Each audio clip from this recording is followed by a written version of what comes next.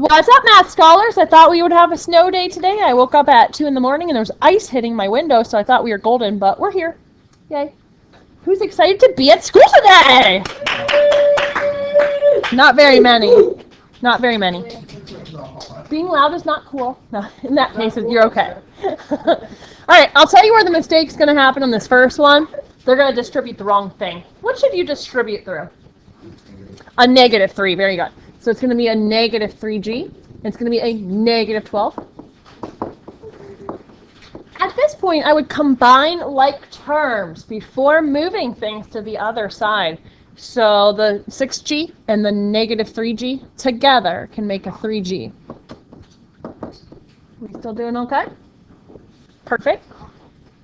Your next decision's a critical one. If you make the right decision, you can avoid working in the land of the negatives.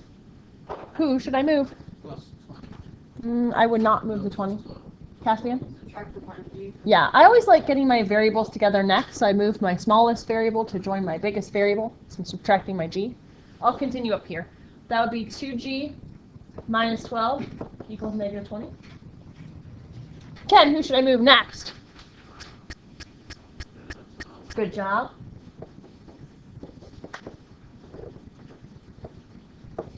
And that's going to be a negative 8. And Ray, who should I move next? Yeah, good job. Got it. G is negative 4. Brad, what do we think is step 1? You've never seen anything like this. I know. Jose? Yeah. You said you have never seen anything like this before. Maybe what he was referring to is this right side. They just have like terms we can combine. What's negative m together with 5m? Good. Now here's where it's going to start getting weird. I like to get my variables together next. So who should I move? And that's where it gets weird. They're both 4s. What? What? All the m's suddenly are gone. I don't even know what to do with my life. Right, so 28 does not equal 29. It is not right, Ray said. So we write no. Who said that, Jagger? No. Oh, okay. Kaylee? Kaylee's a scholar. That was Jagger. It's Jagger. No solution. All right, we're back, and this is a proportion. Raise your hand if you remember how proportions work. Anthony? You do 5 times r plus 5 plus 6.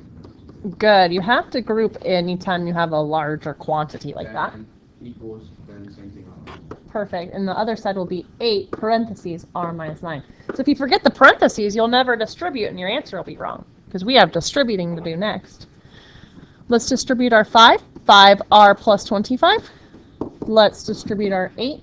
8r minus 72. That's a big number. Okay, we've reached that critical next step. We're making the correct decision will allow you to avoid negatives. What should we do? Ethan. Good job. Subtract 5r. If you subtract 8, you're going to be working in the world of the negatives. So I always move the smaller one to join the bigger one. Your way would work, but you'd be working with a lot more negatives than us. What are we doing? Adding the 72 next? I like that decision. I'm going to continue over to the right amount of space. So we'll have 3r equals 97? Okay. Oh, it's a decimal.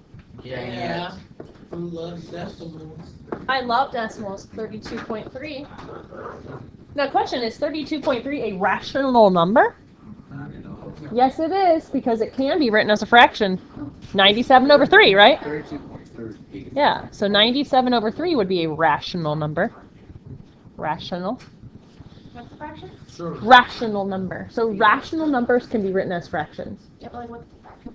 Oh, 97 over 3. See, it came from right here. 97 over 3. Oh, yes. We're back. So give the ratio, that means a fraction, give the fraction of green to purple. 10.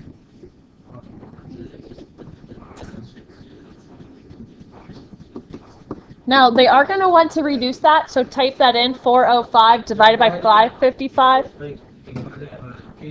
and then hit math, enter, enter. Okay. All right, so we typed in 405 divided by 555, got a weird decimal, so we hit math, enter, enter. Okay, 27 over 37. Pretty good. Everybody remembers where the fraction button is. Math, enter, enter. Yeah. Not everybody has a calculator out right now. Calculator. Okay, we're going to be scholars, and we're going to put our slope formula on our note card, because it won't be on the board that day. y2 minus y1, x2 minus x1. So it's really up to you what number you start with. I'm actually going to start with the 7. I think it's bigger and it'll look nicer. So I'm going to do 7 minus the -3. If I start with the 7, I have to start with the -5. -5 minus 11. So -5, I'm checking. -7 minus -3. -5 minus 11. So on the top it'll be 10. Because we'll end up making that a plus plus. The bottom part is going to be tricky. -16. And then you want to reduce that. Divide the top and bottom by 2. Yeah. So 5 over 8. Yeah. Okay, we're on to number 18. What is the x-intercept? Now, an x-intercept, we would always make these with charts because I like charts. But an x-intercept, where would the 0 go? Very good, in the y spot. So basically you put a 0 in for y, this term disappears, and you're just solving the equation. 7x equals -56. Divide both sides by 7 and you have it. -8. Yep, so the x-intercept is -8 or -8 comma 0. All right, we're back. What quadrant is 4, -8 located? Let's get our quadrants on our note card. 1, 2, 3, and 4. I would go right 4 and down 8. So I believe we're down there in quadrant 4.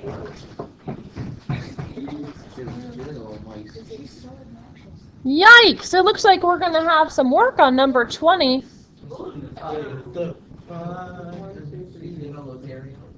All right, hey, I think it might be time to tell you a little secret I've been keeping from you. This is a secret I normally reserve for my Algebra 2 students, but you guys are pretty scholarly, so you might be able to handle it. What form are all 3 of these in? Standard form, very good, because standard form is ax plus by equals c. So I've been holding a little secret up my sleeves, and that is the slope of something in standard form is simply negative a over b. Now, if that's confusing to you, you could still find the slopes of all 3 of these lines the traditional way, and that's solve for y, get it into slope-intercept form. But if you want to use this new and improved method, all you do is you identify what a and b are. In this case, a is 8, b is -5. So the slope of this line would be negative a over b, or negative 8 over -5, which is positive 8 fifths. Does that make sense? Now trust me, if you spend all that time subtracting the 8x over and dividing by -5, you'll get that same exact answer, the slope of 8 fifths. So let's try the next one with our new and improved method. Yeah, so that becomes a positive 8 fifths. Now this one, negative a over b, would be negative -8 over 5, so that would also become positive 8 fifths. And then finally, line C, negative a over b. Now this is tricky. A is always with the x, b is always with the y, so it's negative 5/8. So I think I would probably come to the conclusion that a and b are parallel. Well, that is actually fancy. A and b is parallel. And then C is perpendicular to both A and B. Garrett, thanks for being a good friend. He deserves a ticket. He will. He'll get one. He deserves. Okay, you know me. I like my drawing, so I'm going to draw real quick on my paper where -3, -2 lives. Right about here. Now, if I want a horizontal line, show me with your arms how that would go. Straight across. So is that the equation x equals a number or y equals a number? Good. It's y equals -2. I'm going to grab their y value from up here. Alright, we did one like this on your test recently. They're giving you the information in function notation, so we're going to put it into coordinate form.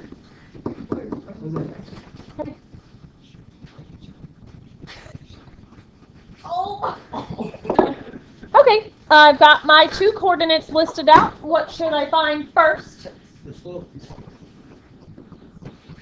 The slope, so here we go. Y minus y. No, y minus y on the top. X minus x in the same order on the bottom. That's going to give me 12 over 8 because the double negatives will turn positives. And 12 over 8 reduced down. I can divide the top and bottom by 4, so 3 over 2. Now, you know me, I love that point slope form, and I love hearing you guys sing it. So go ahead and sing point slope form. I'll use my favorite point, this one. Go. Y minus y equals slope. X minus x. I had a kid in the library the other day, Jagger was there, he goes, I even know that song, and I don't even have you as a teacher. That was like so sweet of him to say that. Didn't you think, Jagger? I didn't hear it. He did say it, I promise. Okay, so I would either stop there, or it's a multiple choice test. If the choices are not in point slope form, you can turn it into the form you need to be in. Let's just turn it to slope intercept just in case. To turn it to slope intercept, you distribute really quickly. It's going to be y minus 8 equals 3 over 2x minus 9. 3 over 2 times negative 6 is negative 9. And then I'll just add my 8. So 3 over 2, x minus 1. I would think one of the two choices would be that or that. Point slope or slope intercept.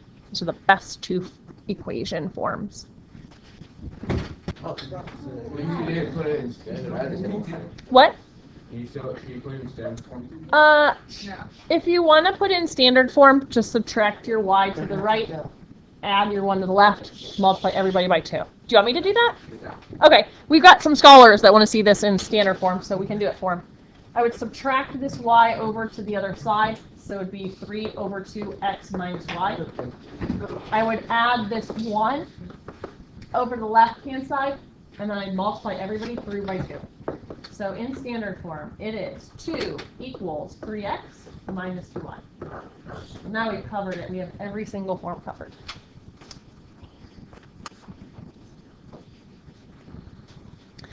Now, 23.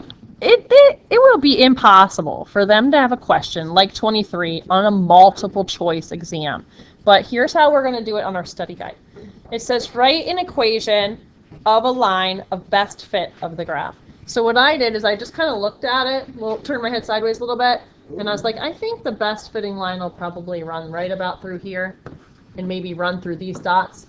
So let's just find the equation of a line that would run through those two purple dots. Yeah. Line number 23 is different. Oh, your 23 is different. Okay, I think they write the equation of a line with slope 2/3. That passes through the point, negative 3, 9. I think point slope is definitely our best bet. Sing your song. Slope x minus x. And then there's a double negative. Make it a positive. Everybody's so good at point slopes. So that makes me happy and proud. Okay, we're still on the video? You need it for... Okay, we've actually reached what I'm going to consider the hardest one on the study guide. Because there's M's, there's H's, there's N's. Whoa! We basically want to solve the formula for H. So we want to get everybody over to the right-hand side except for H. What do you guys think the first step would be? Caspian? Good job. So everybody subtract your 3m over. Now be careful. 9n and 3m are not like terms, so you're going to just leave them separate. That's okay. That's something you're allowed to do. Wait, they're both, but you put n. Oh, thank you. That was a mistake. I was too busy talking and not busy thinking. Okay. You have one more step, and H will be by itself. Who knows? Ray. Times it by negative 4. Yep. So if you times this by negative 4, the negative sign and the 4 will go away. You're going to do the same thing over here. You're going to multiply every single term by -4. So I kind of wrote it out front so I could distribute it through. -4 times 9n is -36n. And -4 times -3n is positive 12n. So it looks weird, but I don't think the steps were too hard. Subtract and multiply, right? Too bad. Not too bad. Your phone bill comes in the mail, and you see that you are charged $25 plus 15 cents per minute that you talk on the phone. We're supposed to write an equation from this scenario. Ken, what do you think it's going to look like? So it's going to be 15 or 0.15x plus 25. Good. So basically the 0.15 is your slope, and the 25 is your y-intercept. So, okay. My mouse is right in the way, but that's 0.15. There we go. Gosh, it looks like we have like 5 graphs to make on one big graph. So you just got to stay organized. I'll try to maybe use different colors for this last one. Y equals negative. We're good? Yep, we're good. Hold on a second. All right, we're going to put a lot of graphs on this grid, so we'll just stay organized with our colors. Let's do A in pink. Where would I go to graph A? Jose? Yeah. Okay, so you go down to -2. I'll have people do that, and then they'll walk away. It's a line you're graphing, not a point. So you got to draw your line heading through -2 like that. Zero. Yeah, good. 0 slope, they're saying. This is 0 fun. Just like slope, dude. So, dude, I learned from that guy. I don't like the new talking Aiden. He used to be so quiet. Part Oh, B. yeah, tell me. Let's do green. Let's do green. How would I do green, Ken? Funnily talks. X equals 6, so go over 6. 1, 2, 3, 4, 5, 6. And it's up and down. It's undefined.